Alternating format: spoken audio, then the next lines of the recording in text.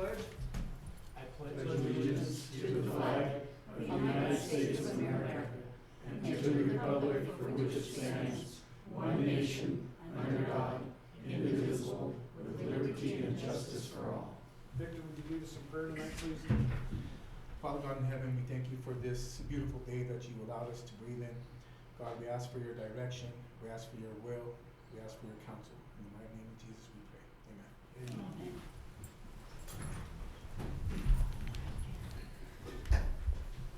Need a roll call, please? Counselor Howard, he is here and he's on Zoom, but he's going to stay muted. So I am present, Nita. thank you. Counselor Locke, Here. Counselor Lorenz, Here. Mayor Pro Tem Segola, Here. Mayor Becker, Here. a quorum is declared. Modifications to the agenda. Yes, Mayor, there is one modification to the agenda. We would like to add L5, the Valley 3 Theater. I will make a motion to approve these modifications to the agenda. Second. It's been moved and seconded to approve modifications to the agenda to add L5 Valley 3 Theater. Is there any more discussion? Nita? Counselor Howard, Aye. Counselor Locke, Aye. Counselor Lorenz, Aye. Mayor Pro Tem Segola, Aye. Mayor Becker. Aye. Motion carries to modify the agenda, adding L5, the Valley 3. Approval of consent agenda, minutes of regular meeting from December 15th, 2022, and review and approval of accounts payable. Make a motion to approve the consent agenda. Second. It's been moved and seconded to approve the consent agenda for the minutes of regular meeting December 15th, 2022, and approval of accounts payable. Any discussion? Nita? Counselor Howard, Aye. Counselor Locke, Aye. Counselor Lorenz, Aye. Mayor Pro Tem Segola, Aye. Mayor Becker. Aye. Motion carries to approve the consent agenda. Proclamations, communications, and appointments. We have a resignation letter for planning and zoning from Mr. Howard. That is in your packet. It's in the packet.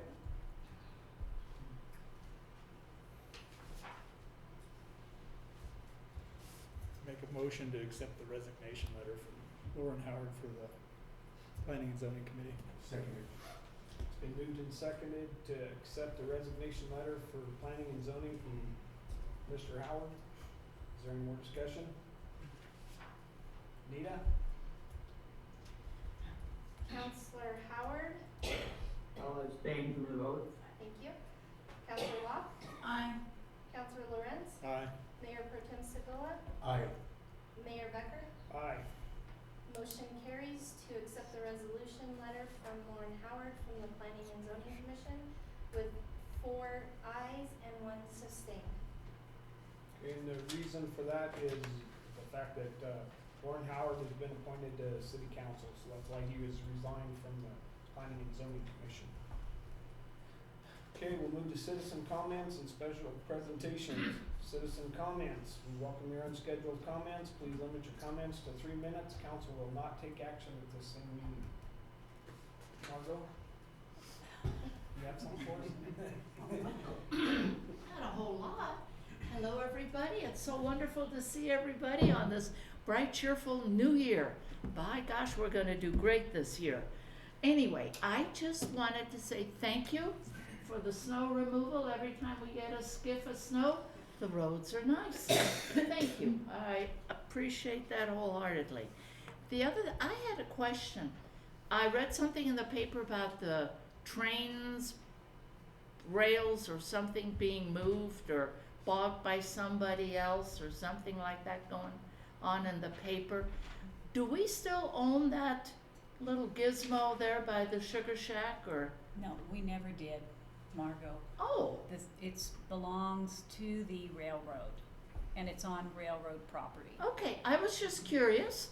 Okay, and I guess I'm just anxious to see what we got planned for this year, and God bless us. Thank you. Margot. Anybody else for citizen comments? Bob? Go up and state your name, write your name down. Please. Bob Richards. I'm just here to follow up on a question that I had a couple of meetings ago about putting that poem in the park. So since we met last, I've met with the Polished Edge. They love the idea.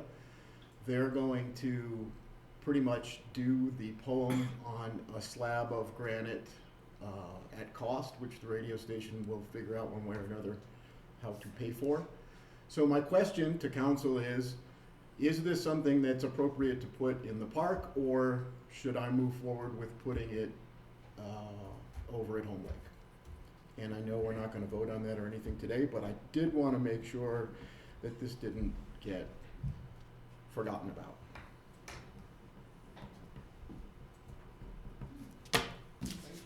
Thank you.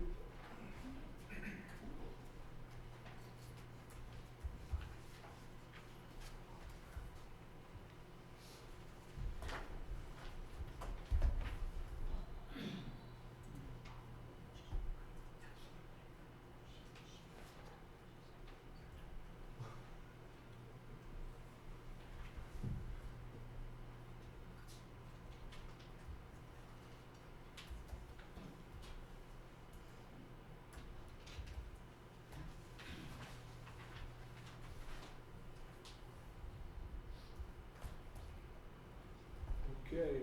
Any other citizen comments? Scheduled appearances. In this portion, you have to be, talk to the city clerk no later than Monday prior to the meeting. So we have, under that, the plastic bag fee presentation that will be done by the city clerk and city attorney.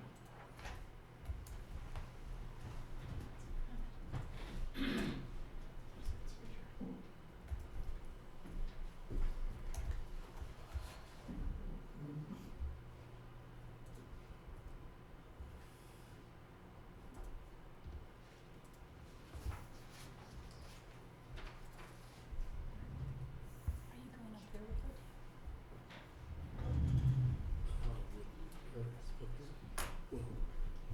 Good evening, council and mayor.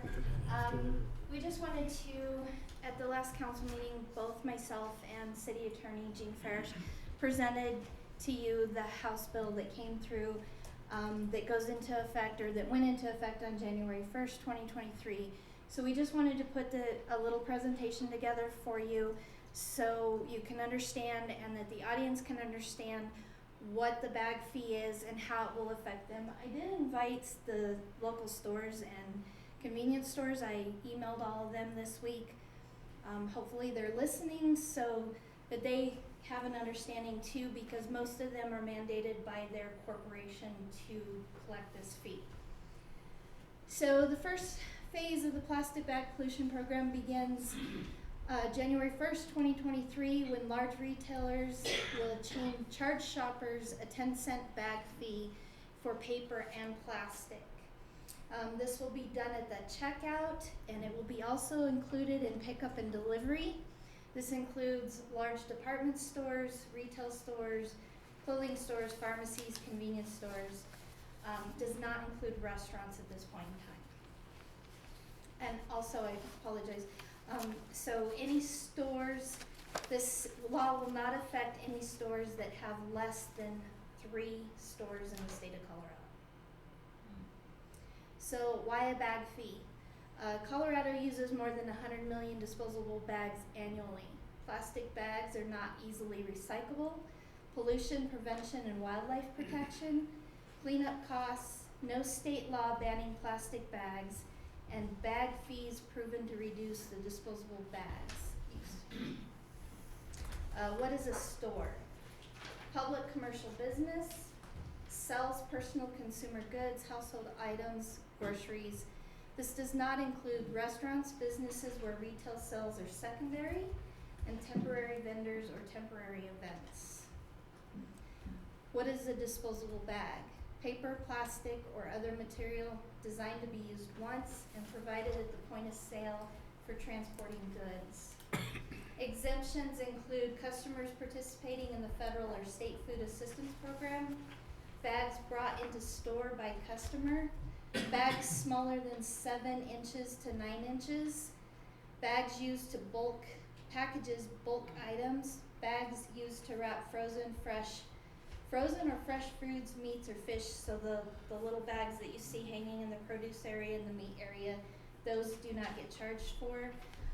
Bags used to contain unwrapped prepared foods at the bakery or at the deli as well.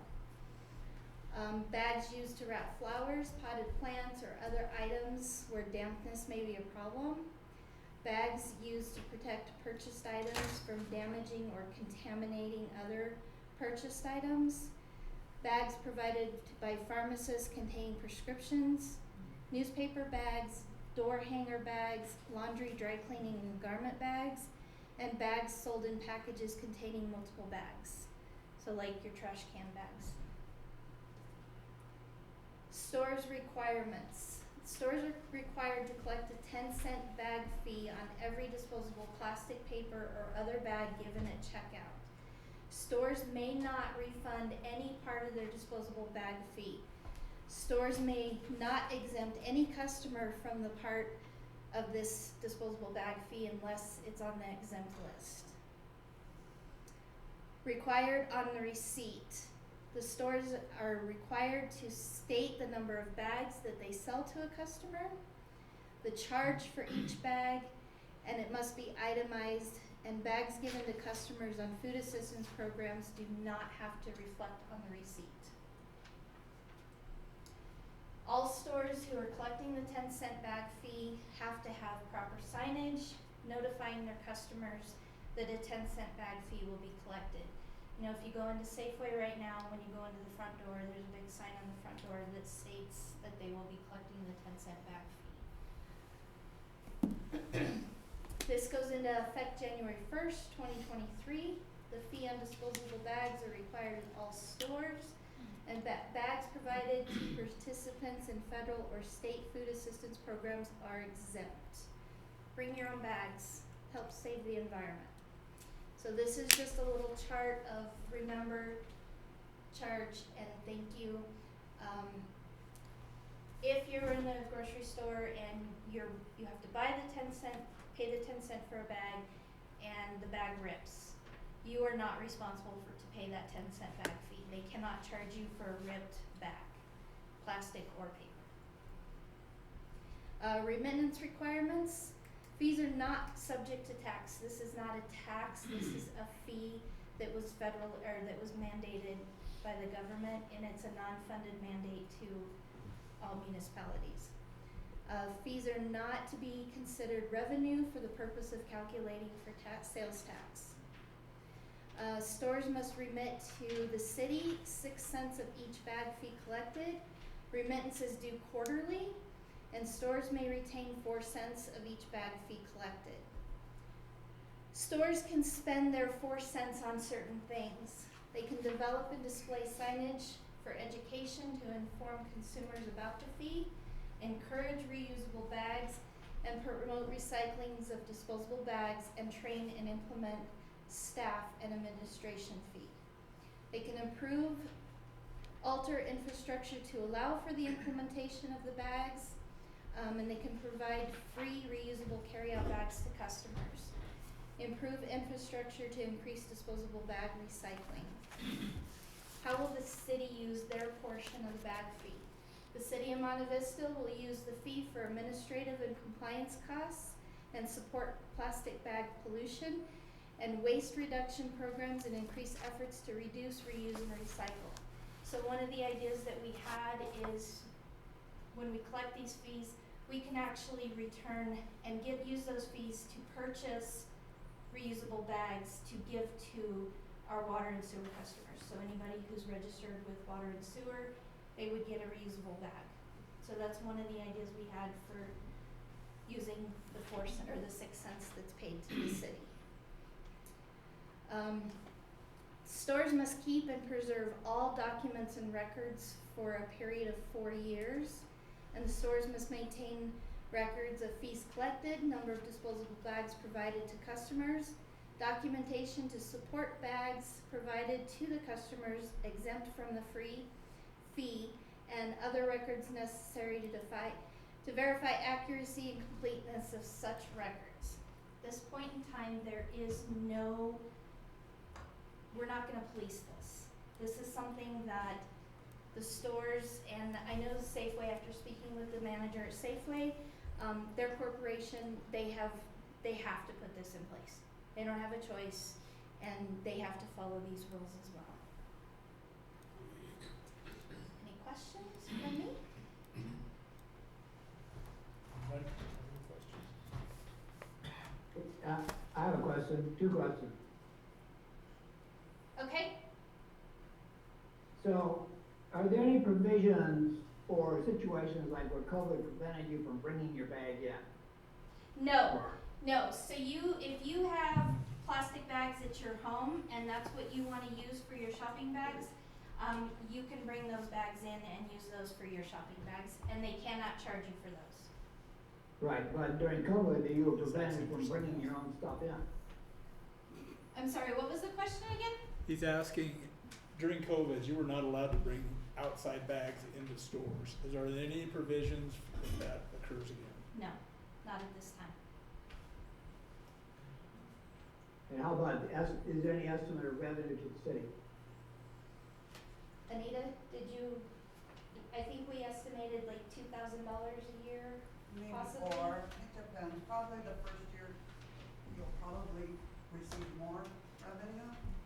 Anita, please. People won't be Microphone. used to taking their bags, so there'll probably be a lot more charges the first 6 months or so until people start getting used to it, and it might be 4,000, 6,000, it depends. If you just roughly 100 customers a day times 6 cents, it's not much, but it would be enough to help buy bags and pass out, and so people didn't have to buy them.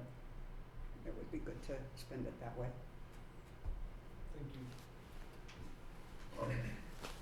So the last thing I had in your packet, and I did not include it in my presentation, there is a flyer in your packet that I would like permission to go ahead and post on our website and on Facebook, just so our citizens are aware of it and they know what the rules and regulations are that are behind this mandate.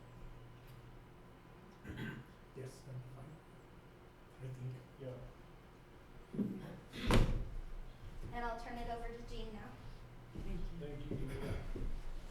Well, I think Nita has covered most of the ground, frankly, but I just add a few little comments to what she said. I think everybody probably knows by now that this is not an ordinance of the city of Monte Vista. This is a state law, and we are mandated to follow the state law, just like all the other towns and cities in the state of Colorado. So this is not something that we've got a lot of discretion on about exempting anybody or anything like that.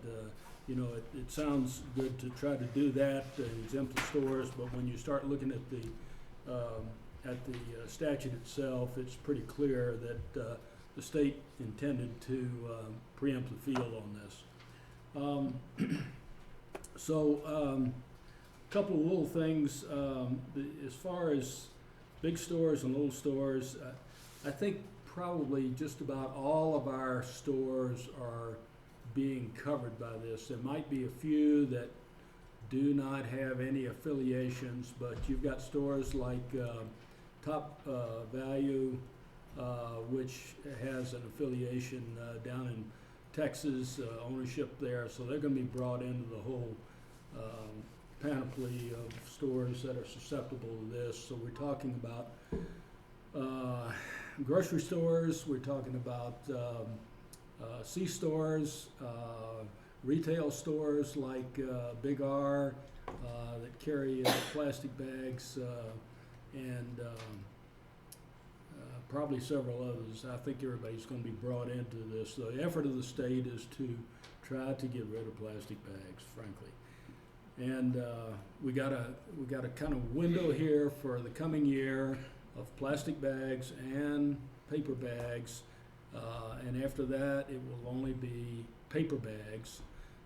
Stores can continue to use up their inventories that they've got, even then. But people will be charged for the paper bags, same rate as the plastic bags, 10 cents a bag. I think the biggest thing for the city really is what do we do with the funds that would be coming in now. As far as what's been estimated, when I talked to Scott over there at Top Value, we were just throwing out some possible figures, and they just themselves, it could be fees as high as $2,000 or so. And you multiply that by, several stores, Safeway and stores like that, we are talking about some funding. So I went in and talked to Anita, and she came up with a little form that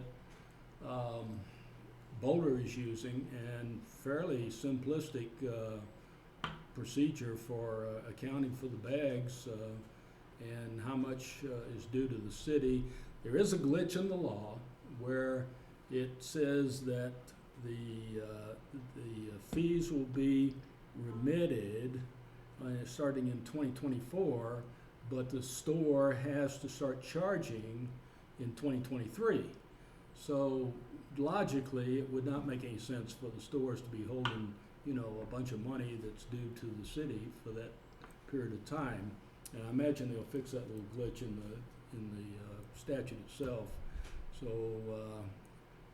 I think the biggest thing that we would have a question about from the staff standpoint is how formal do you want this to be in terms of a resolution about how this is to be done, or do you just want to leave it up to staff to make the collections and so forth? Because I think we're trying to get, as I understand the direction of the council, I think you probably want minimum involvement in this process. So,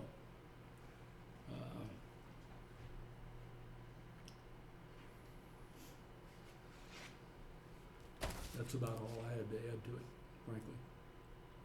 Okay. Thank you, Gene, appreciate that. Please, sir.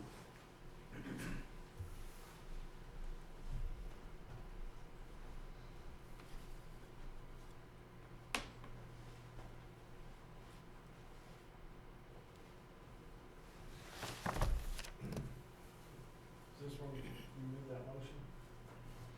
So we would just, like Mr. Ferris said, at this point in time, we would just like to know where council stands. If you want us to just, as staff, proceed with what we're doing as we're doing it, or do you want to make a formal motion with a resolution?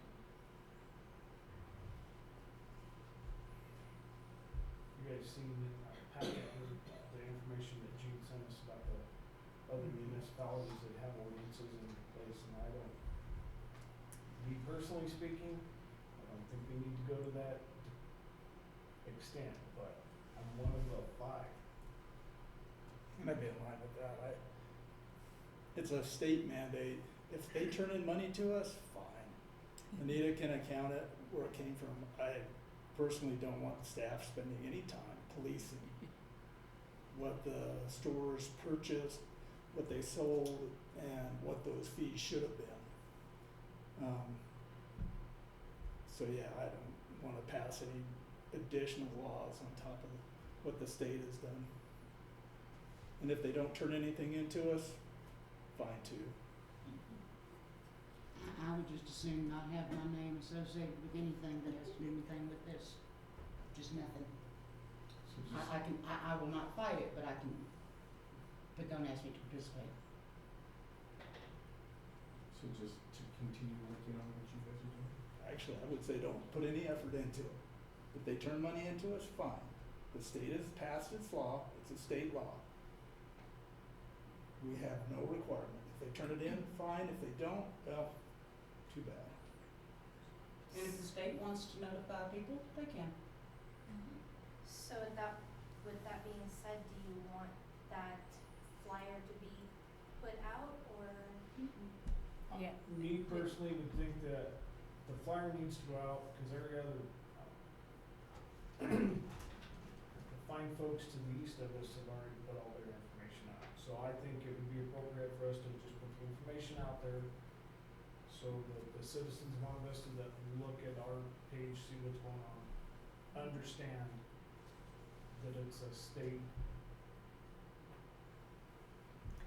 So if I may make a comment.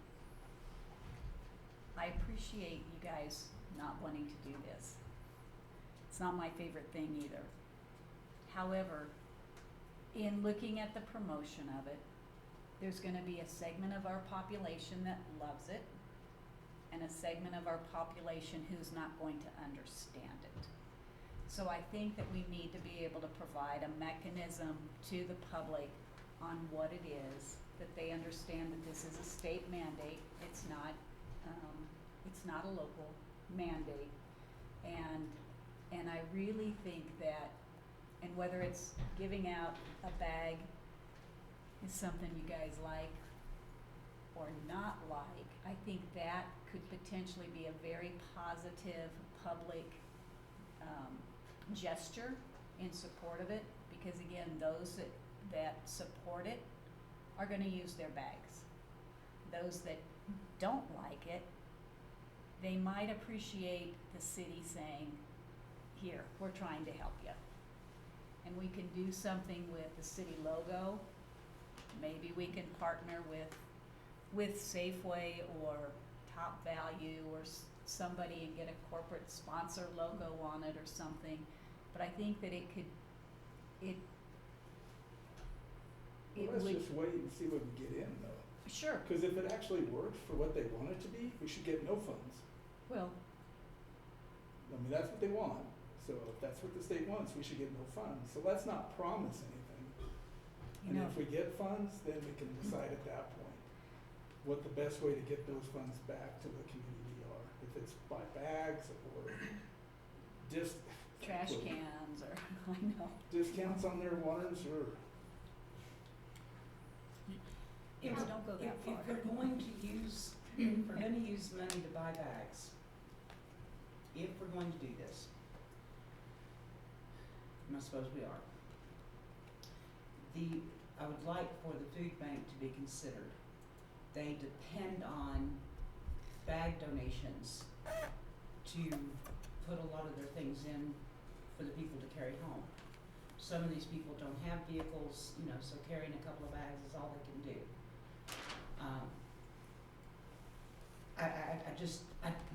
I see where this is going to negatively impact some of our citizenry that is already negatively impacted.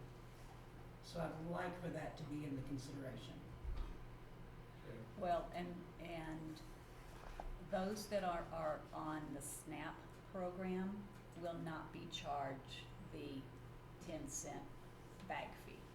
I understand that, Okay. but when they go to the food bank has to provide some sort of bag to put their stuff in, and what they have done thus far is people have donated their single-use bags to be used again, so that just negates that whole term. But anyway, they take they donate the bags to the food bank, so the food bank can use them to bag up the groceries to give to the people that need it in an emergency situation. So the food bank is going to be negatively impacted as well as the people who use it. Got it. Gene, hang on Yeah, I just had a comment and following up on the city manager's comment. I think that we do have to provide some mechanism to the local stores in order to protect the stores from audits and things like that. So that if they are audited by the state on whether they have correctly remitted to the city or not, we will have provided the store with proper formats for remitting to the city. That doesn't mean that we got to audit them, but it means that at least we don't want the store saying, well, the city gave us no guidance whatsoever on this matter. or provided us any means by which to pay these fees. So I think that probably the form that Anita developed over there is probably going to be sufficient to do that, and if it's not, I guess we'll hear about it, but that's my thought about that. We're trying to make sure that these guys don't get in trouble too with this whole program. Lauren had something? Yes, Councilor Howard stated that he thinks that the administration of this state law be left to the city staff.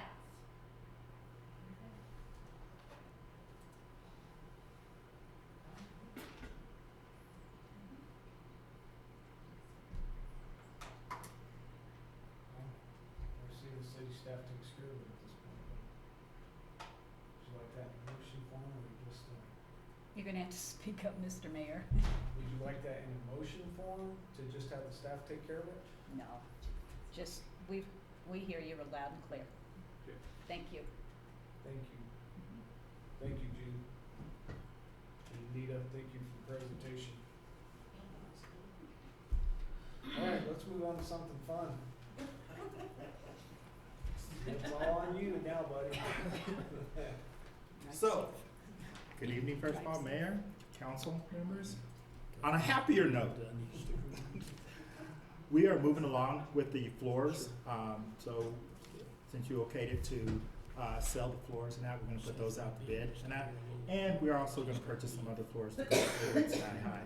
I brought in 2 samples of different floors. One is this right here. It's more like a plastic type deal, and that's one sample. Can you show it to the camera so, oh no, this camera, so Oh, Councilor that- Howard. Careful, do your man like. Yeah. Thank you. See, I'm trying to be serious here. There's always the cheap. But there's one sample. It's kind of like a plastic. Chief, Now, can we have you does- hold up this other one? Yes, Chief, you can hold up the other one. I will do that for you. Okay. Mayor, the city manager said I could excuse myself. I went a little bit of a long drive. Yes, sir. Be safe. Thank you, Careful. Gene. You have to hold it up to that camera over there, please, sir. And smile. Dana.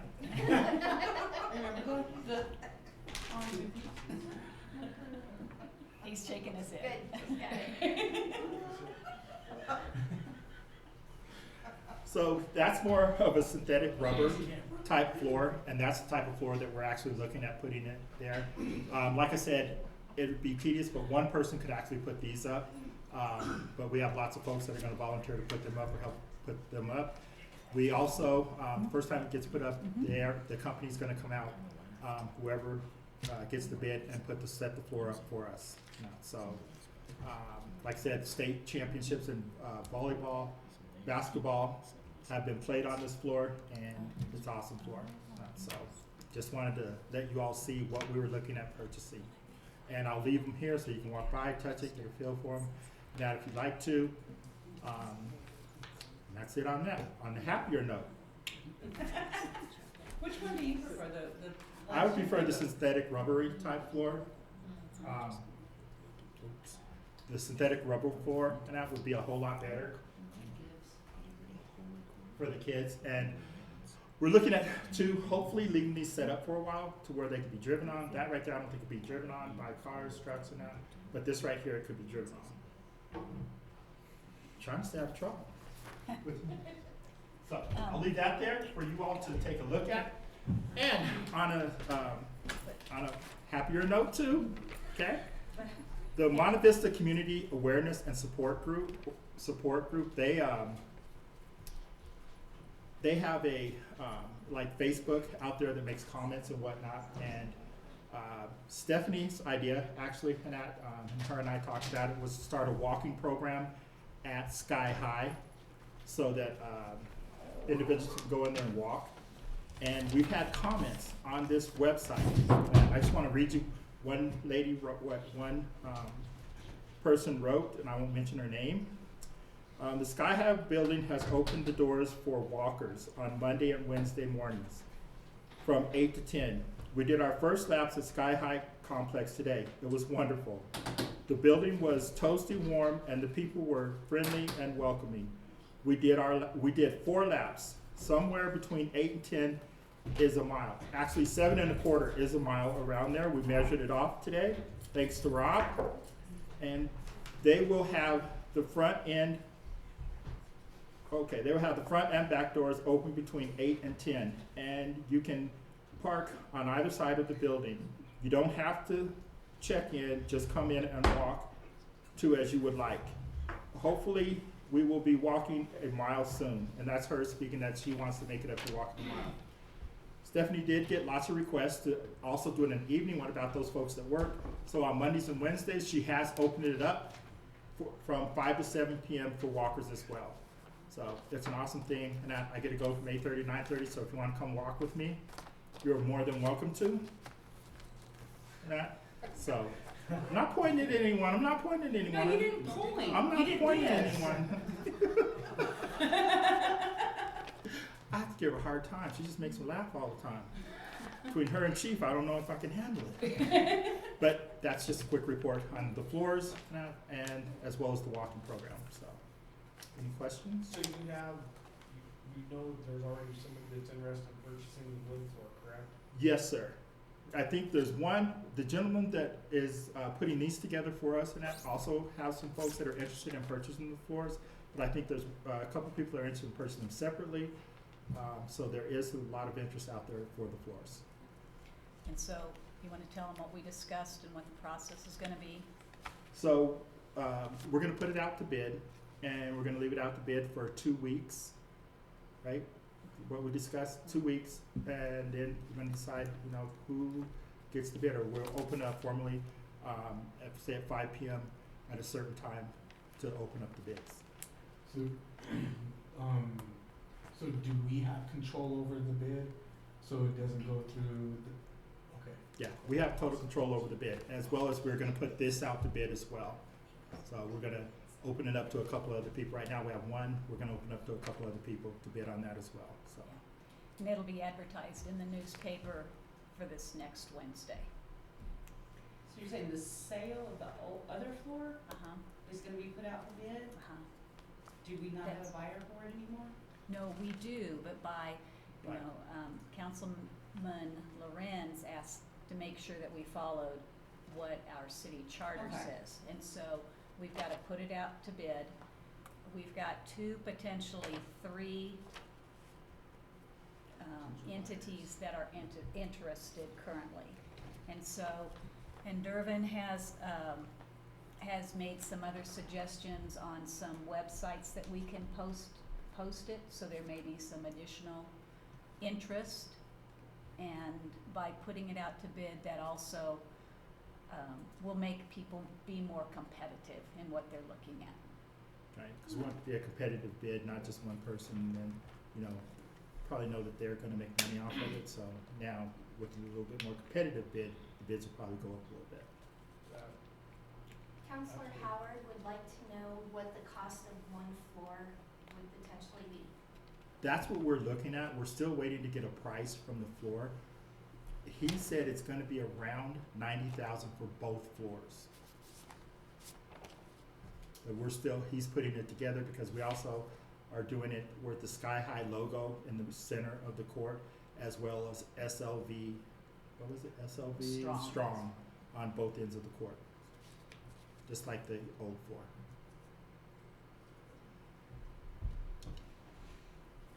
Awesome. Any other questions? Thank you. And I'm gonna excuse myself too,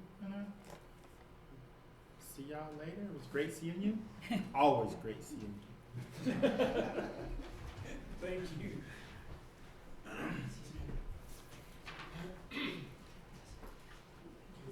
See us out, you be safe as well, man. Looks like we're gonna move to resolutions. Sweet, now the attorneys are out of the room, we can do it. Oh, We did not hear that, Jason.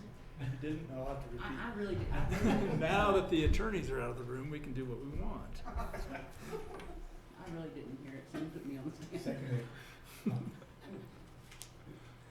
Good evening again, Council and Mayor. Before you is Resolution 2023-01.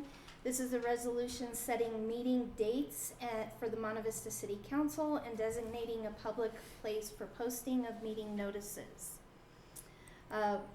We would like to, so our charter currently states that we meet on the first and third Thursday of each month, starting at 6 p.m. That's what is contained in this resolution. Work sessions of the meetings for city councils also to be held at the date and time voted on at any regular scheduled meeting. So work sessions, if you know that we're going to have a work session, charter says to vote on it to have that work session. I know a lot of your work sessions are presented by staff, so that's different, but if you guys ask for a work session, then you need to vote on it and have a motion on that. The public place for posting notices of meetings. In the past, it's always just been the front door of City Hall. I would like to add to that this year, and I would like for it to be the front door of City Hall and also on the Monte Vista website. Before you, I ask that you approve Resolution 2023-01 for setting meeting dates and public posting places. And this resolution contains all that information with the new on the website. Yes, it does. I would make a motion to approve resolution 2023-01, resolution setting meeting dates for Monte Vista City Council and designating a public place of posting meeting notice. Second.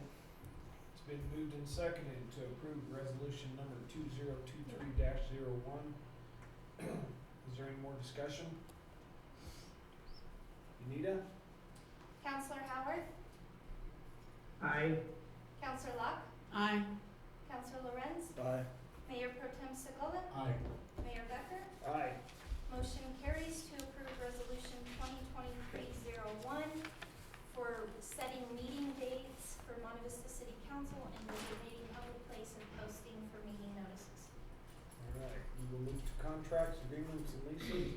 Stagecoach agreement with Rio Grande County Museum.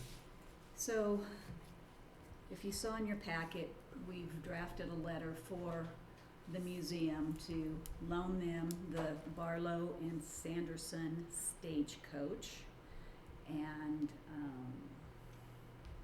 if you had any questions in regards to it, the letter says that it's ours, it's on loan, we can get it back if we want it back.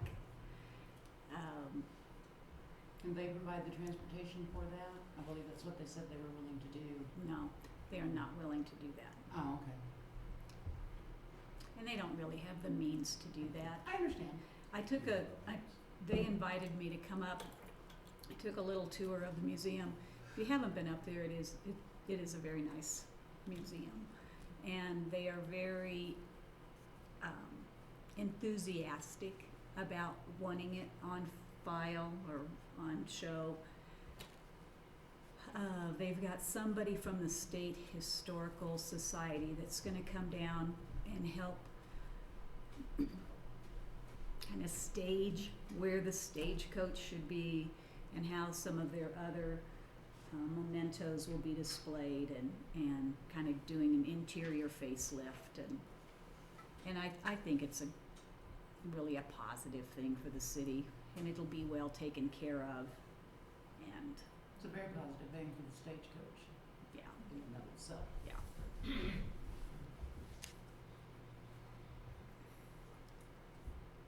So, what do we need to do? Make a So- motion to approve the The letter. contract. Yeah.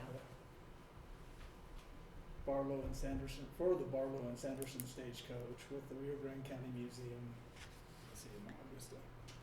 Second.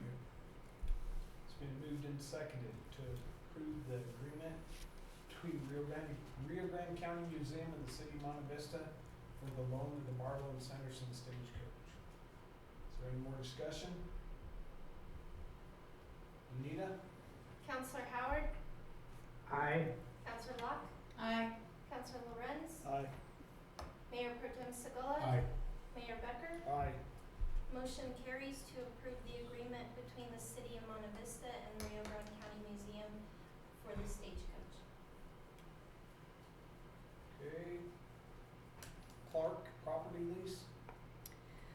So Leah and Peter Clark have been leasing some airport property since 2004. And the agreement at that time was that they could make improvements. They had to stay off the right-of-way of the airport. Rob and I went out there a good month or so ago, and they happened to be outside, so we got to visit with them, and they took us on the property. And they use the property for their cattle grazing. They have made a lot of improvements with additional growing of grass, how they don't have very much water out there, but where they divert the water and their dry land grazing. Since 2004, they have paid $500 every year. They came to us and said, we want to continue the lease, but we need a lease that gives a longer agreement date instead of year to year, so that they can apply for additional grants and conservation grants that'll help improve the properties through the NRCS, through USDA, the Natural Conservation Resources Group. And so I told them what I thought would be fair is that I increased their rent to $750. They haven't had an increase since 2004. And then we just increase it $50 a month, or excuse me, $50 a year, and give them a 15-year lease.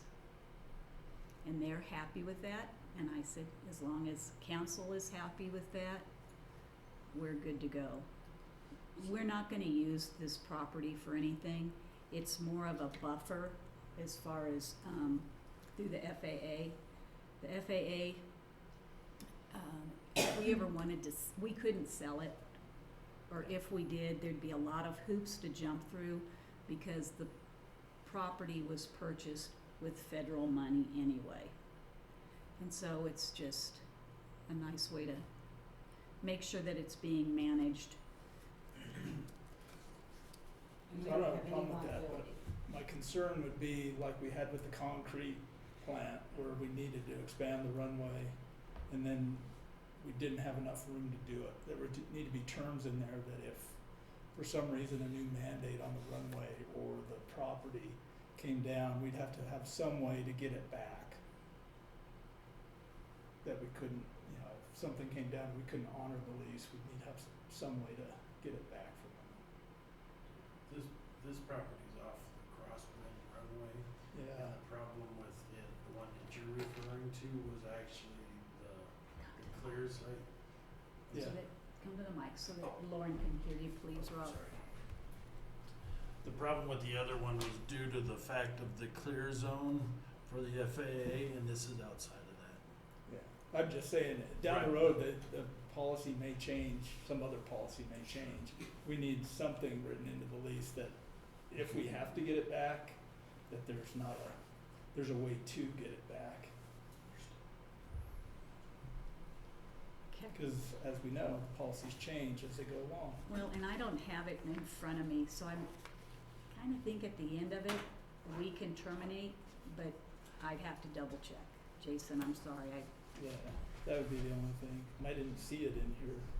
you didn't see it in there? I No, didn't see it in we there. didn't have it until today from Jean. Oh, okay, that's right. We didn't get this back until this afternoon, actually. Okay. Let's see,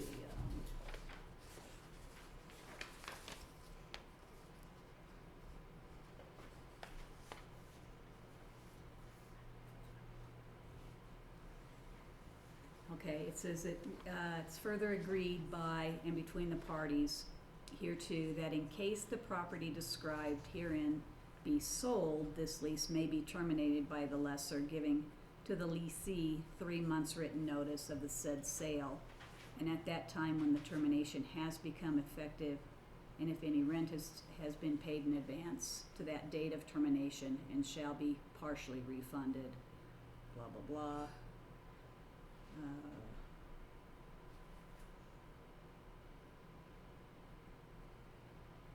So that just talks about if it's sold. Let me see up above.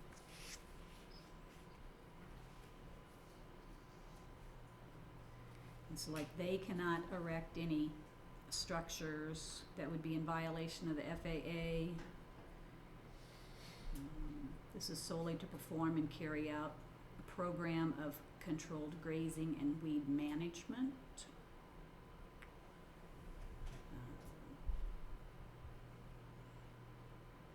So we'll add something specifically as far as if the city needs to use the property, that we can get it back. So, fix that. Okay. Move to the RFP for the Ready Grant. So the Ready Grant was for the business plan for the Sky High complex, as well as the potential of a franchised hotel in conjunction somehow with Sky High. And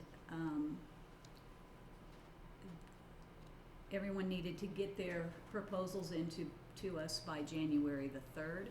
And then that then gave me some time to go through them, and we could ask that you approve it and award the contract by January the 19th. However, we only received one proposal, and honestly, it was from the organization that I thought would submit, and it's through Downtown Colorado, Inc. We are a member of theirs. They have done other work in the valley. They will be working in conjunction with two other entities called, that they work with, Pioneer something. I didn't write that down.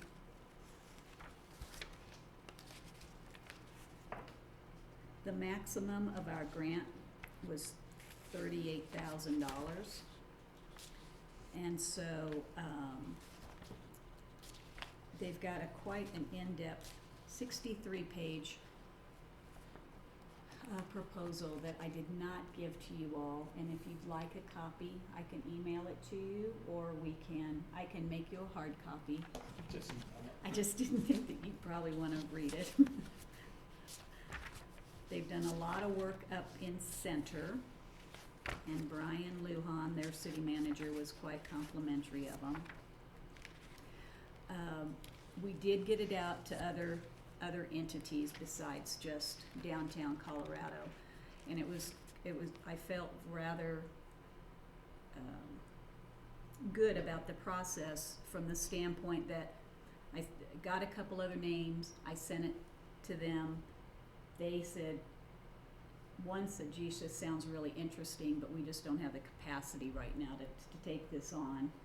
Another one said, we can't do it, this isn't quite in our neck of the woods, but send it to this person and to this person. So there were two other companies that did similar things. So at least we had more than one set of eyes that took a look at it. So if you all are okay with us just going ahead and awarding it, I would say let's go ahead and award it tonight instead of waiting until the 19th, and then that gives them a couple extra weeks to get started on it. Well, seeing as they were the low bidder, I guess it's appropriate to award it to them. I make a motion to award the Ready Grant to the, I don't have it in front of me, who were they again? Downtown Colorado Inc. Colorado. Did you say? Second. Second. Okay. Sometimes I don't hear. Twisted his arm, okay there, yeah. Somebody, okay. So it has been moved and seconded to approve the Ready Grant to Downtown Colorado Inc. Is there any more discussion? Unita? Counselor Howard, Aye. Counselor Locke, Aye. Counselor Lorenz, Aye. Mayor Pro Tem Scola, Aye. Mayor Becker. Aye. Motion carries to approve the Ready Grant to Downtown Colorado Inc. Thank you. Thank you, Judy. Taxi lane expansion for the airport. Mr. Vance. Good evening, council. Tonight, staff is seeking your approval to submit a grant to the Federal Aviation Administration to utilize some of the, the bipartisan infrastructure law, funding for an expansion of the taxi lane. The bill is an additional short-term federal funding source equaling approximately $153,000 annually over the next 5 years. A requirement for these funds is we have to have it listed as a part of the CIP and spent at a sponsor's airport. The airport board felt that a taxi lane would help with solidifying the interest in the expansion of our airport. This new taxi lane would be an incubator for future expansion of the hangars and serve as the anchor for the wraparound for the new fuel farm. Both of these would need future funding, funders, and funds. And just real quick, the area that's highlighted there in the orange is the actual area that we're talking about. That's proposed on our CIP, the expansion of our airport. Those are all hangars that's in orange. Let's see if I can get this thing to work. Right now, that is the project that we currently have a grant for. That's our fuel farm that's going in at the south part of that. Everything, and I'm just gonna step up here real quick. Everything in this area is that area, that expansion. So the proposed project is here, and it's basically right about where the R is. And that's bringing out some asphalt right there where it says future pavement, but it's doing a survey all where those points are. So we can do all of the points, get the ground set for future hangars, where the new pavement would have to be, and then actually start the work to do the wraparound for the fuel farm.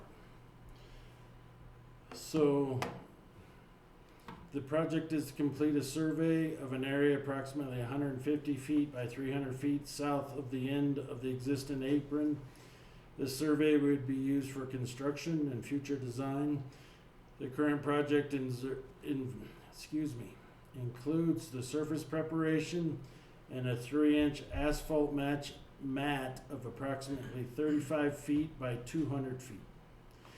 The estimated project cost for this is $76,640, broken down as follows: a federal grant of $68,976, with a state match of $3,832, and our local commitment of $3,832. City staff recommends City Council to approve this. If City Council does wish to move forward with that, a suggested motion would be for City Council to approve the submittal of federal grant number 3-08-0042-018-2023 for an estimated project cost of $76,640, broken down as follows: federal, $68,976,000, state, $3,832, local, $3,832, and to authorize the city manager, G.J. Dennis, to sign the application. And I'd be happy to answer any questions you might have. This is already a federal grant. It's pretty much guaranteed to us. We just have to go through the motions, so. So moved. Second? It's been moved and seconded. I need to read all through that. Yes. Motion to approve the submittal of federal grant 3-08-004-2-018-2023 for an estimated project cost of $76,640, broken down as follows. Federal grant of $68,976, state grant of $3,832, and the local Monte Vista $3,832, and authorize the city manager G.G. Dennis to sign the application. Is there any more discussion? Unita? Counselor Howard, Aye. Counselor Locke, Aye. Counselor Lorenz, Aye. Mayor Pro Tem Segola, Aye. Mayor Becker. Aye. Motion carries to approve the taxi lane expansion for the airport as stated. Thank you. Thank you, Rob. We need to take a 5-minute break, please. Okay. Recess. Back from recess. Valley 3 Theater. So last night we had, I thought, a very good conversation in regards to the Valley 3 Theater, in a work session. Since then, we got Delmar Carpet out there to take a look at the carpet. There are some air bubbles in the carpet. The carpet had been glued down, so there's no real way to be able to pull it up and re-glue it. So Delmar's, they said, just let us think about this and see if there's some way to fix it.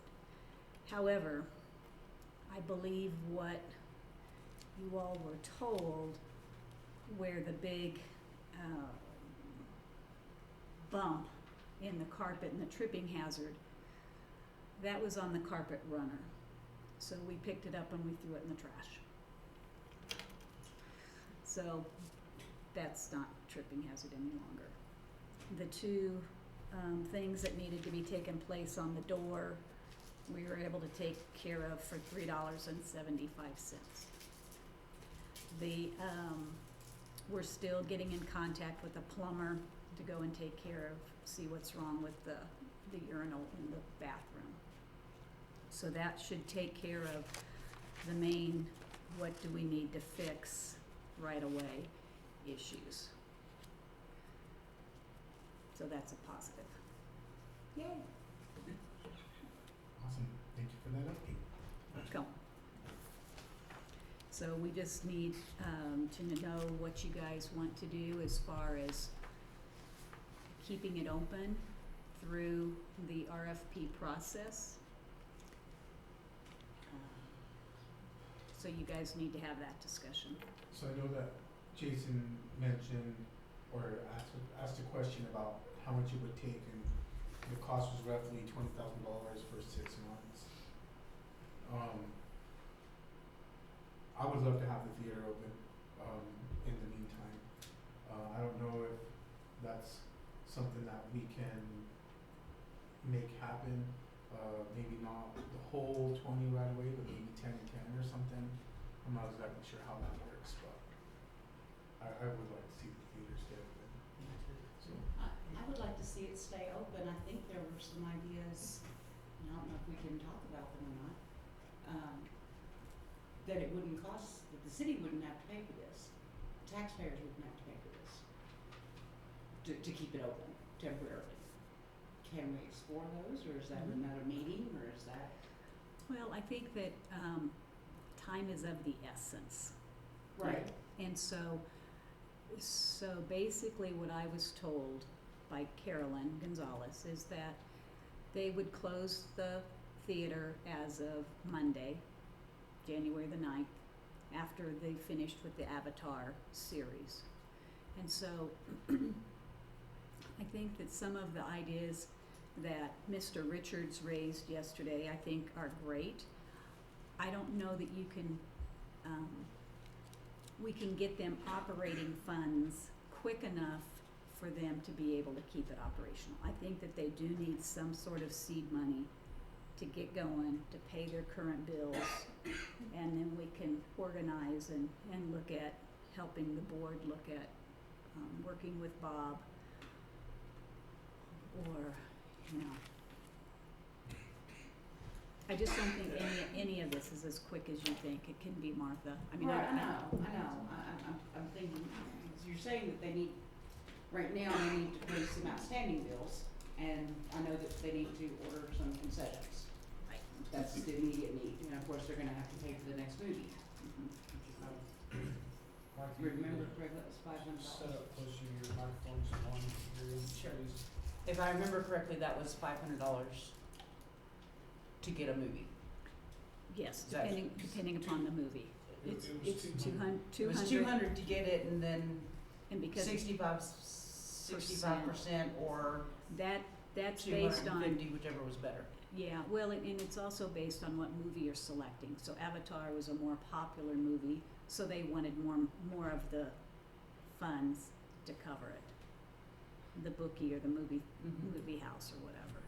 I really want to keep it open. I just really want us to put as little in it as we can to still make it work. To still keep it going. 20,000 just is an awful lot of money when we're looking at so many infrastructure deals. And really, that's what the city is supposed to take care of, not showing movies. We're supposed to be taking care of infrastructure, not showing movies. Well, my thought to that is the city owns the building, I know. so my opinion, and I definitely want Jason to, because he had some good points last night, but my opinion is we help them out, because the people that are there are still willing to run it, because, well, Carolyn has a passion for it. That's obvious as can be. So we either help it out, get them back on their feet, keep this going, or we have an empty building downtown that we're having to keep utilities on, regardless of whether it's open or shut. If it's open, then the potential for them to get back on their feet, and then with the ideas that Mr. Richards had last night, will help get it all generated back. So, That's what I'm wondering is if Mr. Richards' idea, if it's implemented, if we go ahead and agree to let that be implemented, do they still need $20,000? Or can we get by with maybe a little less than that? Maybe a lot less than that. Well, you guys can also, you can look at less, and you can have them come back and report in 2 or 3 months and see what the balance sheet is showing. And you know, you could offer 10,000 for the next 3 months and see what's happening then in that time frame. I think they will be grateful for anything that the city gives them. So last night, it really looked like it's a cash flow issue. Their income and what they spent last year were almost identical. It looks like they're gonna come out about $2,000 short on the year once they pay their final bills. It really seems like they need enough money to get started again, so 10,000, putting that in, gets them going again, and then as long as people are going to see the movie, it should self-finance to get us through this interim. I appreciate Mr. Richards coming up with his idea. If he's gonna make a proposal for the theater, I don't think it's appropriate to get involved at this point, because we're gonna compare Mr. Richards' proposal with everybody else's. And if he gets a jump on it, doesn't seem right to me. So I think we need to decide to do it on our own. If Mr. Richards wants to do that, I think it might preclude him, or it might be unfair advantage. I think it'd be improper for us to accept it, because it'd be unfair advantage to him. If he gets to work with the theater now, and he puts a proposal to take it over later, and he's helped out the city in the meantime, I don't think that's I do appropriate. understand that. Yeah. I really do. So those would be my thoughts. And 10,000 doesn't bother me as much as 20. I really don't know why. I'm just looking at all these other things that have to be done so that we have clean water to drink and we have we can flush our toilets and we have roads to drive on and I think as much as I want that theater, I really want roads and the toilet to work. well, whatever we do, I think we should make it clear, this is not the solution. We can get it back open for this, during this RFP period. If at the end of the RFP period, we don't have any takers, and we don't have some better thing to do with the theater, then at that point, I think we winterize it, we drain it, and it is a vacant building that we put up for sale. This is I think that if whatever motion we make, what I would encourage us to do is, we give them 10,000 to start. That gets them running, they can come back once, and report to us, as Gigi said, in 3 months. Hopefully, they've self-funded, so they still have enough in the bank that they just keep going. If they don't, we can decide whether we wanna go another 3 months, but at the end of 6 months, we're done. This is the last the city's gonna do with it. The RFP process will take its course and we'll walk away. This is a short-term solution, not a long-term, and I think we need to be really clear with whatever we do.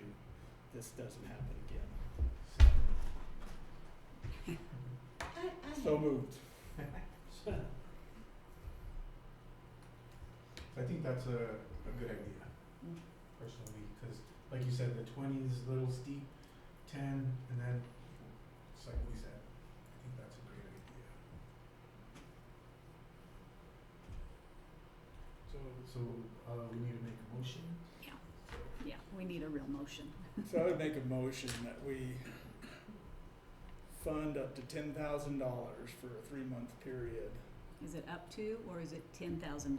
No, let's just make it $10,000 to continue to operate the theater. In 3 months, if they'll report to us with their finances, and we can decide whether we would do an additional 10,000 to finish out this next 6 months. After the RFP process is done, at the end of 6 months, we no longer fund anything to the Valley 3 Theater. That's the end of it. Second. It's been moved and seconded. Lauren, are you following all of this? Are you hearing all this, Lauren? Yeah. Okay. So, any more discussion? I just have one thing I'd like to bring up, because maybe I'm just not understanding this. Last night, we were looking at all their expenses, and they all seemed pretty reasonable. The only one that I had a question about was the accountant that was doing just payroll. We've got 2 payroll checks going out, right?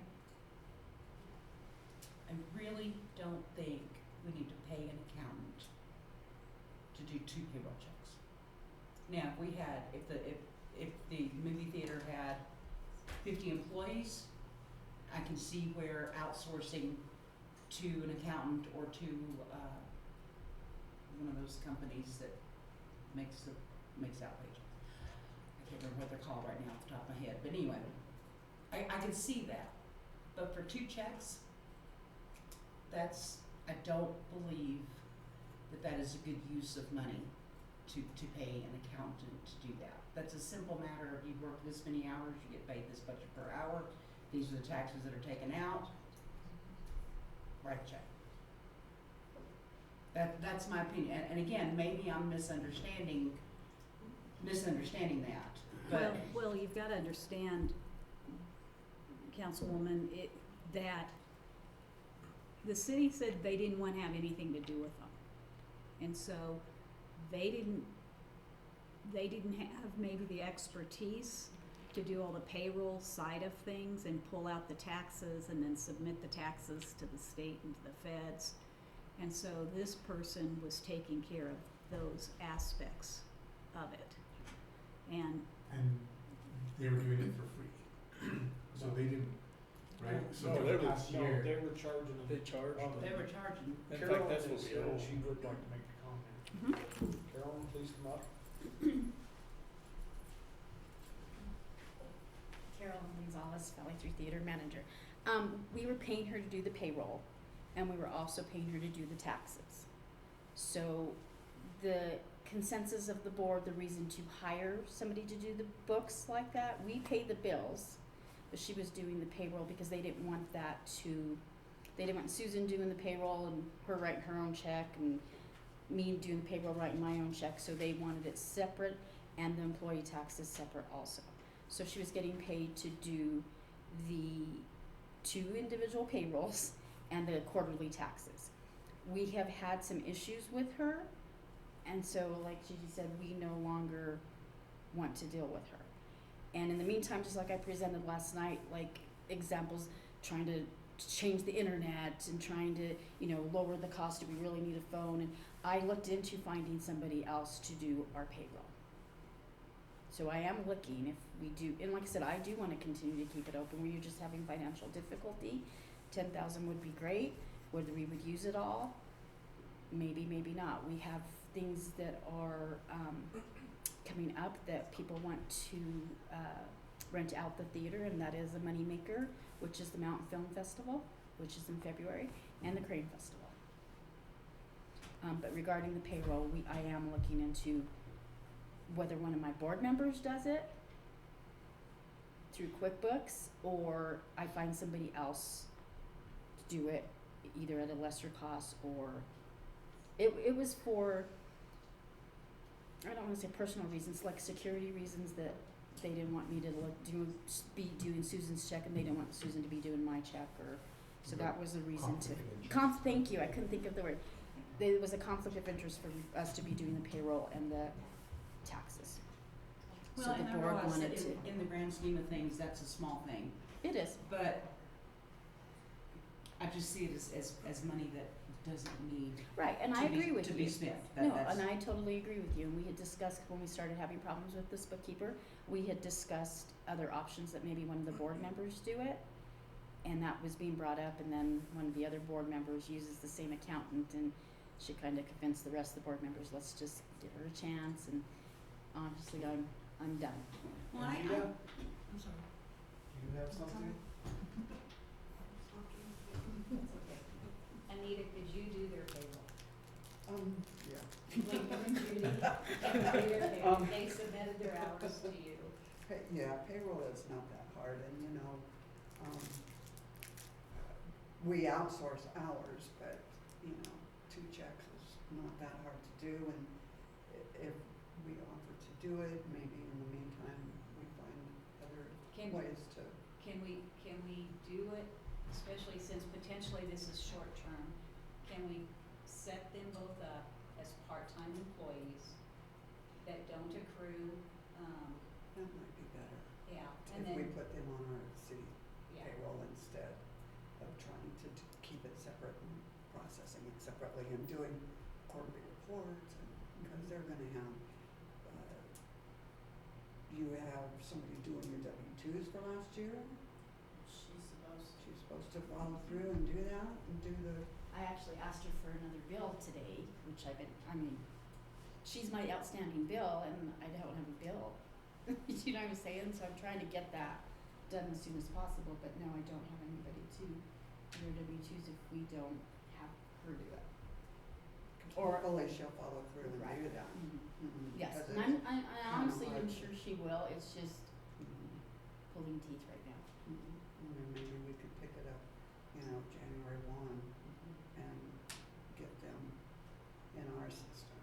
yeah, so you're paid, we can visit with you about that Right. later, but you'd be paid twice a month, Every 2 weeks. every 2 weeks. That's how we were picked. And it was just going on the same schedule, that's Mhm. fine. That'll probably be the easiest. So,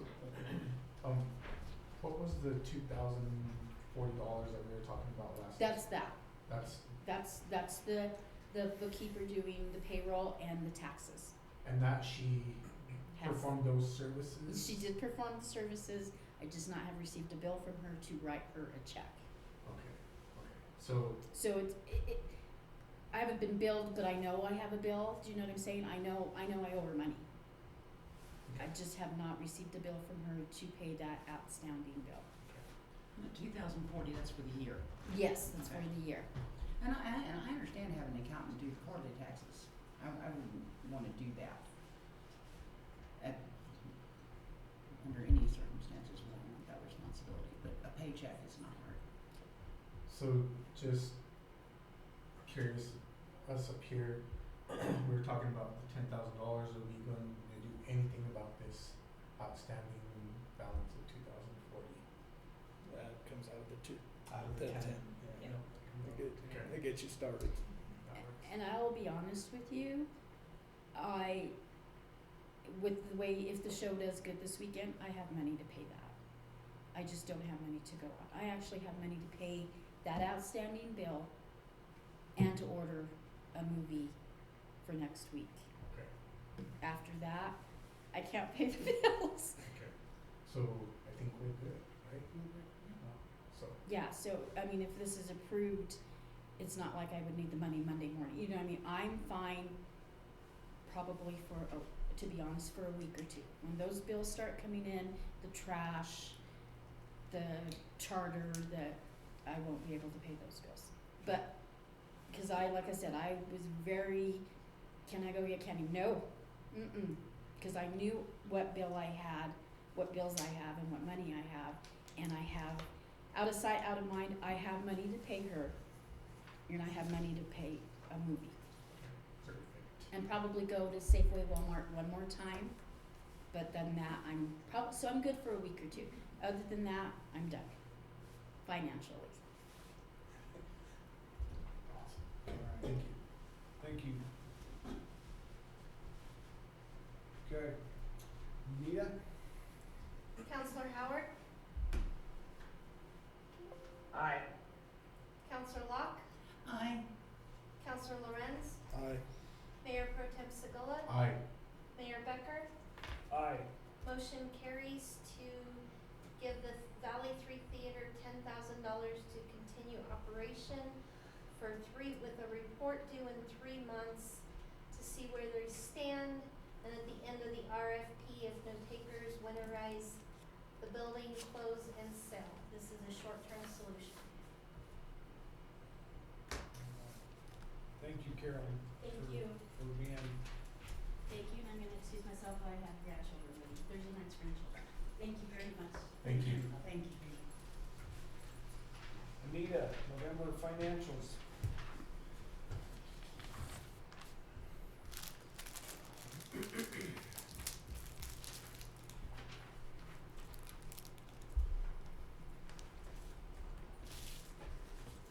Mayor, council members, let's talk more money. Only if you're gonna tell us that we have more. Will we find? It just magically appeared. Okay, in your packet was financial reports for the month ending November. We've completed 92% of the fiscal year. The cash balance in the main checking account in the general fund is $3,025,000. Water fund is $421,000. Sewer fund $527,000. Revenue in excess of expenditures in the general fund is $471,000. Water fund is $78,000, and the sewer fund is $255,000. The total expenditures percent of the approved budgeted amounts, general fund is at 87%, water fund is at 80%, and sewer is at 37%. So you can see that we're well below budget. The balance sheet, the comparative balance sheet, shows in the general fund, the accounts receivable is an increase this year, mostly due to increased sales tax revenue over last year of about 7%. So it's sitting in a receivable for a couple of months till it comes in. The water fund is just a slight increase, and the sewer fund had a significant increase in AR utility billings, about 17,000. And then it still is offset because of the proximity loan that was owed last year. The accounts payable comparative, all of the funds, there was an increase in accounts payable, mostly timing differences. Increased postings and costs for supplies, maintenance, professional services, trainings, etc. from the prior year. Water, the major AP is the augmentation plan of 6,300 and pumps of 2,500. Then on the other side is an increase in accrued long-term compensated absences in water, but it was decreased in sewer, so it was just kind of an offset in just the way it was posted prior to me. Revenues and expenditures comparative. General fund, we had an increase of approximately 500,000 or about 12% to include increases in all categories except fines, which saw a decrease of about 21,000, mostly in court costs and fines. The water fund showed a decrease, and most of that is because last year, or 2021, we received water and roadway payments, a grant of about 74,000, and the charges for services, though, were about 26,000 less. Sewer fund increased approximately 200,000, and charges for services, or 21%. Revenue and expenditures comparative.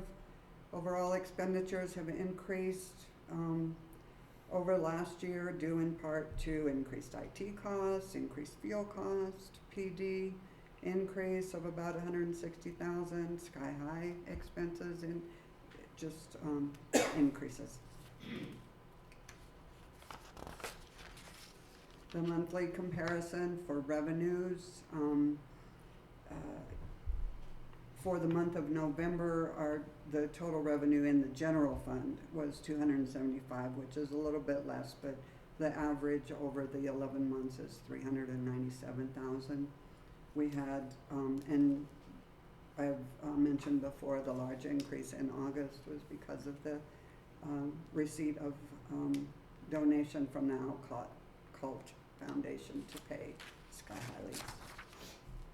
The expenditures for the general fund monthly comparison were also down in November.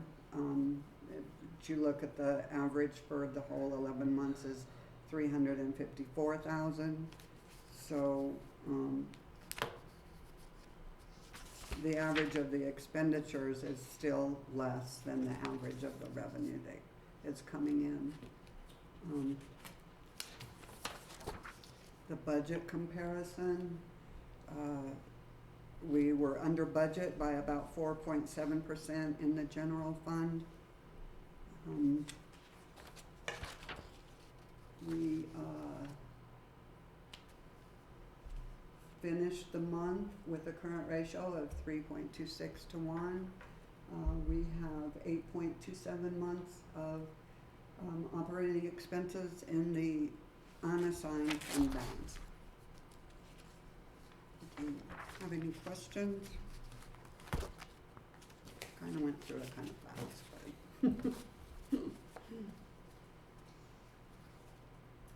It's easy when the numbers are good. I know, right? It helps, especially with what we're doing.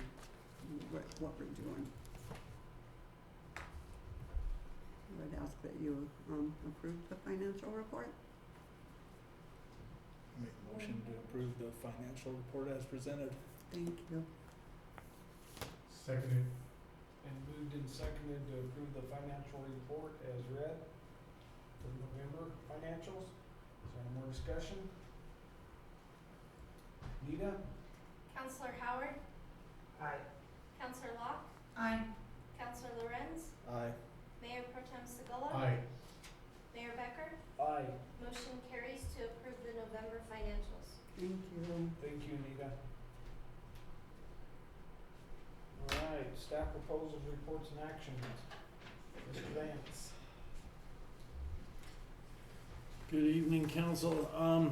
you have my written report. I won't bore you and read it through. The really beginning of the year, not a whole lot going on. So I just thought I would read you a small caption from the Department of Local Affairs. A couple of months ago, Mayor Dale and I, we went in front of DOLA board and presented for a grant, and it says, this letter dated December 22nd, Dear Mayor Baker, congratulations. After thorough review, I am excited to offer a grant award in the amount of $538,350 to assist with the Monte Vista wastewater system improvements. And it's signed by Rick M. Garcia, the Executive Director of the Colorado Department of Local Affairs. So we did get the grant that we went for in Pueblo. So that was good news.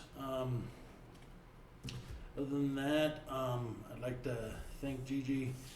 Last year, she was kind of instrumental in helping me continue with some of my professional development. She led the charge to get me enrolled in the International City Managers Association High Performing Leadership Academy, and I'm starting that this next week. And I got an email just right before City Council that says, congratulations, you have been pre-selective to lead your respective group this week. So that will be starting it off in a great way. So I appreciate that. Like I said, I didn't have a whole lot to report. Beginning of the year, we're still closing out 2022 and getting things ready for 2023, really just working on RFQs and getting things ready so we can start construction once the weather warms up.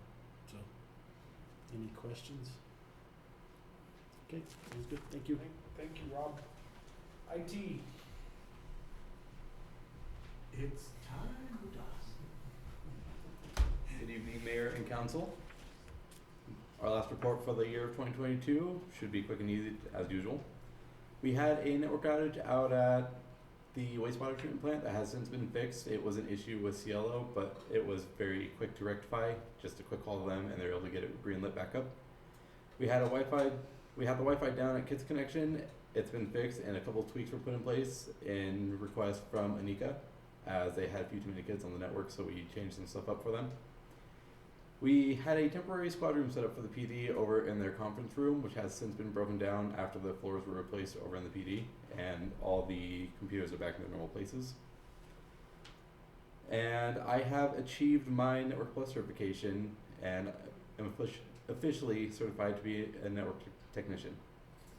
Congratulations. Thank you. Thank you. Appreciate it. Are there any questions? Wait, he had his hardest assignment of the year. He had a cable shortage this Monday. He had to fix, or Tuesday. Tuesday cable shortage out at shops? Oh, your desk adjustment. That was mine. A good way he's been dealing with this. Thank you. Thank you guys. Have a wonderful night. Yep, Happy New Year. Happy New Year's.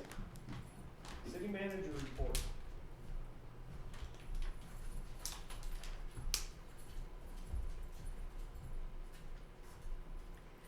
Well, you're gonna be pleasantly surprised that you all are getting a pay increase as well. The charter allows for an increase every 5 years. So I raised the question of why are you guys getting, like your pay in 21 cents or whatever it is. Well, I can tell you exactly what it is. $237.41. And for the mayor, $316.40. So your increase, it did not go in 5-year increments, but I don't think that you're gonna approve, or you can approve a back pay, but I'm gonna guess that you won't. And so you're getting a 3% increase that'll start this year, and then the next increase would be in 2028. So your new bump is $245. And you put down here a month, isn't that per pay period? That's per month. That's a per month. They Our get pay paid period is once a a month. month.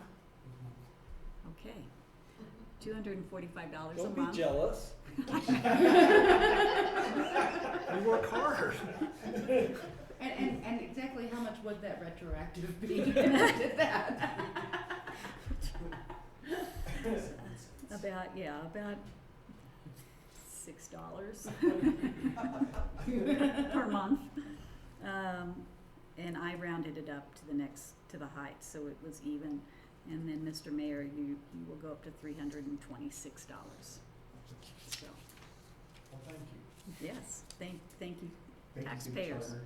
And charter, that's right. I don't have a lot to visit with you except some dates for you to keep in mind. And I didn't know, Jason, if you had any desire, but on January the 13th, next Friday, are the annual meetings for the Consolidated Ditch and Headgate Company. We have 95.63 shares of water. That's at 8 in the morning, so I'll be going to that. And I also, like last year, I reached out to our water attorneys to see if there are any issues that they saw that I should either bring up or any issues that I should be aware of that may be brought up of the city. And then on the same day at noon, the Lariat Ditch annual meeting will take place, and we have 5 shares of water on that particular ditch, and both meetings will be held at Sky High Park. We have the Ag Conference coming up at Sky High. That's February 7th through the 9th. If you guys didn't get a chance to go out there last year, I know that was kind of our inaugural event after the ribbon cutting. I'd encourage you just to go out there and take a look. Lunch is always sponsored by one of our great businesses in the community, because it's just kind of mind-boggling to see the number of outside vendors that are coming in and what they do and how many of them there are. This year I've told Larry Brown, who's with CSU Extension, that the city would help pay for a survey of people as they come in, as long as it was information that we could use ourselves. And so we were reviewing those questions the other day, and it's simple things like, where are you coming from? Are you staying in Monte Vista, Alamosa, or some other place? Are you staying in our local hotel or somebody's home or an RV, or so we're trying to get some data, because this is probably our biggest event that we have that bring in outside, out of state, and in some cases out of country participants. So we'll be getting some information from them. And then this is still a year off, a good month and a half off. But Rob and DJ and I have been working with San Luis Valley Go on this EPA grant that we received.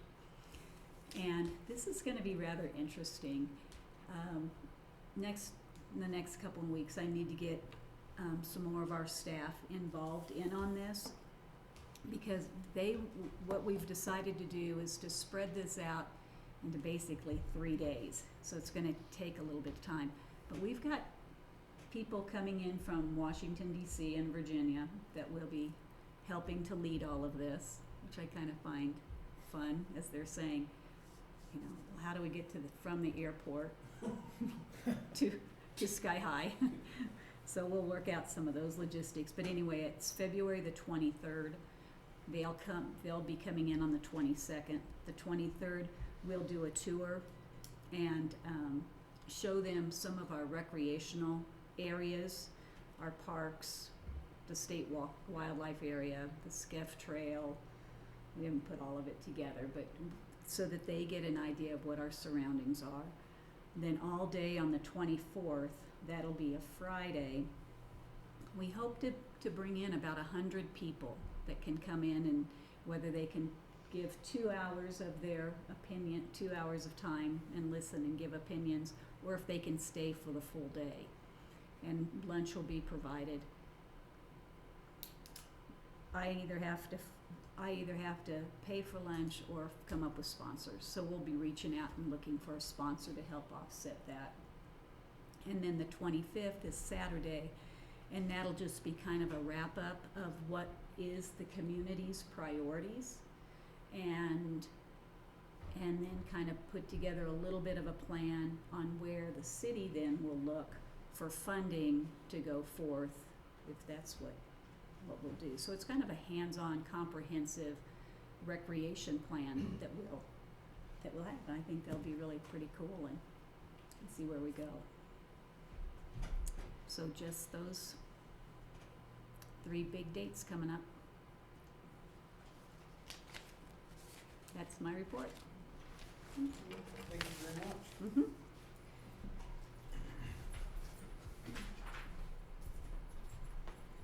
Council committee, city commission, council reports.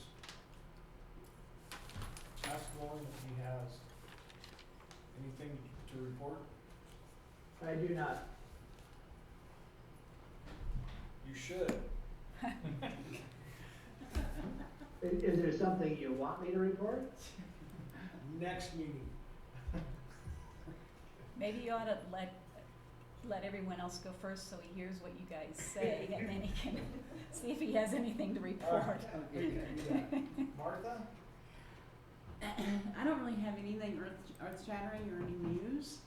What I'd like to do is use my council report to just say that this past year has been, for me, the most rewarding year on this council. Not that every other year hasn't been rewarding, but I have seen, we've had city staff changes, we've had policy changes. I feel much more confident with much more clarity about a lot of things that are going on now. I feel much more confident that there's really good communication going on between the departments as well as with council. I just think we've got a fantastic group of people. I know that we still have some residents that still have some reservations about the city of Monte Vista, not us in general, not us specifically, the city of Monte Vista and how it's run. I would just encourage you, please come to a meeting.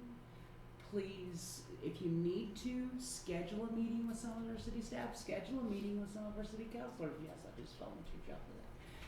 But talk to us and find out what's really going on. Forget about what happened 20 years ago, because I'm telling you right now, in the year 2023, we have a fantastic team.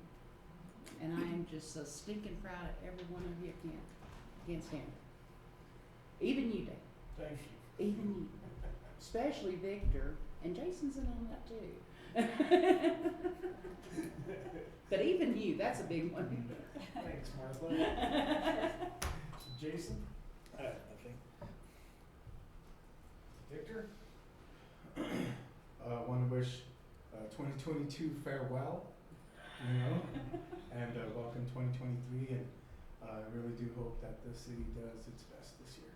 So, and thank you guys to all the citizens out there, because you guys are just what makes it happen. So thank you guys. Very good.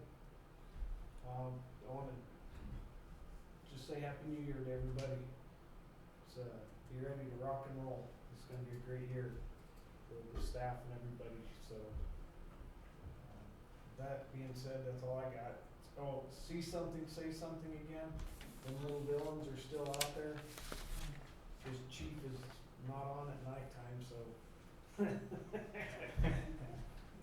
So, with that, Lauren, you kind of know what we do for a report, so if you have anything, we'll go on from there. If not, I will ask for a motion on the floor to go into executive session. So do you have anything, Lauren? No. All right.